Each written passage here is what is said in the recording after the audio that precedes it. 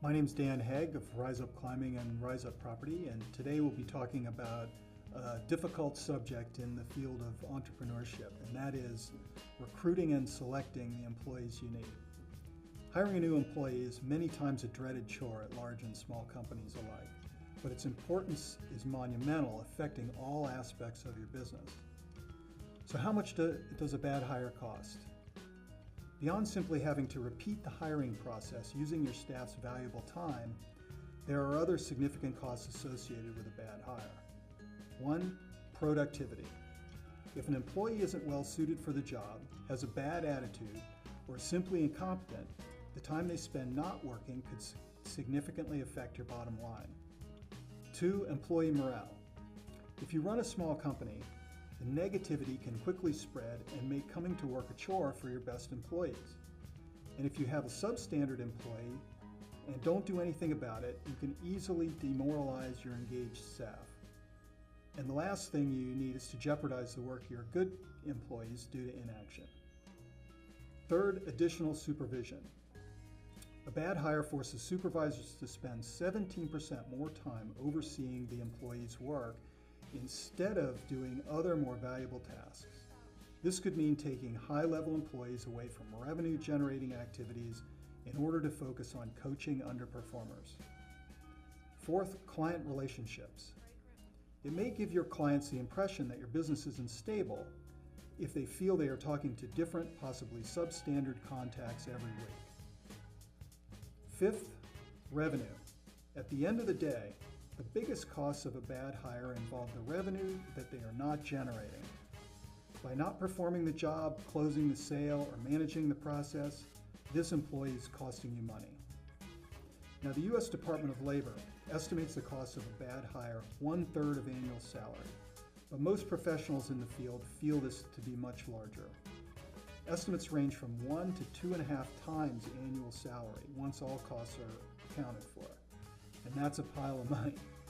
A bad hire is a costly mistake, and it pays to put in the time and effort up front when costs are much lower than on the back end where they are high. Like the man said, you can pay me now or you can pay me later. Of all the skills that business students learn, rarely if ever are they taught to recruit and interview effectively.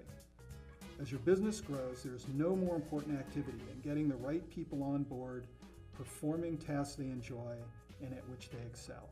So how can you avoid a bad hire and get the people you need? Hire slowly, fire quickly. First of all, determine who you want. Describe your ideal employee for the job. What are your core vision and values plus culture? You must know yourself first before looking for an employee who will fit into your culture and live by your principles. Second, do you want A or B players? And by A or B, I mean by grade. No one wants C or worse. That's average or worse players. So ask yourself, do you want to be mediocre? Be prepared to pay for top talent if you need it. Write an accurate job description of tasks and behavioral characteristics. Second, decide where to look and how to attract the right talent. Let's take a look at where to search for new employees. Remember that the best people will almost always be employed. Most people are hired through personal connections, so check with friends and business associates first. You can usually get a quick assessment of the candidate from the referrer. The Monster website and others like it. Now, these standard paid ads can be useful, but you've got to be careful because there's a lot of junk out there. Then there's recruiters or headhunters. They're expensive, but if you have very specific need or are looking at top management, this service can be useful in finding good candidates, especially among those already employed by your competitors. And everyday encounters provide a way for you and your team to be directly involved with the recruiting process. Did you receive exceptional table service at a local restaurant? That waitress could be a valuable salesperson or customer liaison. Once you've decided where to look, you then need to attract the right talent. Remember that the best candidates have many options, so why would they apply to work for you? Think about, what is it that separates you from other employers? Why would somebody want to come to work for you? What are the major attractions at your firm? Is it the work? Is it the culture? Is it the prospects for growth? Or is it the location? All right, now let's assume your recruiting efforts have paid off and you have a number of applicants to choose from. How will you select from among that group? Step number 1, get resumes and applications. An initial screening can weed out those lacking the education or experience to do the job. In addition, look for sloppiness, typos, misspellings, etc. If the applicant can't put together a clean resume, you can be pretty sure they'll be sloppy on the job. Do they move from job to job frequently? Is there advancement in their history, or are they stuck in a particular level? Are there gaps in employment, and what were they doing during those gaps? Step 2, conduct phone interviews of those passing step 1. In other words, those resumes that you choose to keep. Save yourself from having to conduct an endless number of face-to-face interviews by screening for basic requirements. A phone interview should only last 10 to 15 minutes. First step in a phone interview is to explain TORC, T-O-R-C, which stands for Threat of Reference Check. Subtly inform them that you always check with former supervisors to verify answers. You'll use TORC to sell the candidate on being open and honest. Your first question concerns the candidate's goals. Where do you see yourself in 5 years? Do their goals align with yours? If they have no goals, it indicates no ambition and no drive. The second question determines a passion for your business. The third question concerns their work ethic. If you want someone with a solid work ethic, you need to find out early in the process if they have one. Anyone will say they have a good work ethic, but the proof is in specific examples. No example means no real work ethic. For example, tell me about your work ethic and back it up with specific examples. Another question you might ask is, describe a time when you worked the hardest. What was the project or task? Specifically, what was your role and what was the result? Step 3 in the recruiting process, conduct face-to-face interviews with 2 or 3 of the best candidates.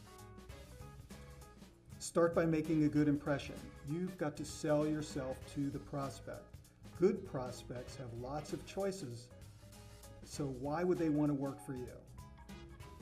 Recruiting is a 2-pronged activity. You've got to attract the best candidates while at the same time screen them for their qualifications. The second part of the interview is to forget about hypotheticals. The best predictor of future performance is past performance. Your questioning should be concerned with what they have actually done and not what they might do given a certain set of circumstances. Use TORC to sell the candidate on being open and honest. The interview is an opportunity for both company and candidate to see if there's a good fit. Start your questioning by briefly going over their education. Grades can be a determinant of work ethic. Poor grades are a better indicator of poor work ethic than good grades are at predicting a good work ethic. Some intelligent people can breeze through school with little effort, and what you want is somebody who works hard. A strong intellect may be of secondary importance to you. Did they engage in any extracurriculars, and what were their study habits like? Next, go over each previous work position in detail. This is the crux of the interview, and depending on the job, can last up to an hour. I'll provide you reference material at the end of the series for really good questions to ask. You're looking for behavioral patterns, both good and bad. Commitment to the job, loyalty, fewer issues with supervisors, a record of successes and accomplishments in each job. Also look for a strong fit to your culture, values, and vision. Lastly, ask about strengths and weaknesses, and be sure they back up their answers with specific experiences. Be wary of coached answers, like, I tend to work too hard, as a weakness. If they can't come up with weaknesses or areas of improvement, they are either lying or aren't self-aware. And speaking of self-awareness, look for self-awareness. Can the candidate name a couple of honest weaknesses and describe how they are attempting to improve and how they deal with the problem area? For example, a visionary type might let details fall through the cracks, so they always hire an admin who is detail-oriented.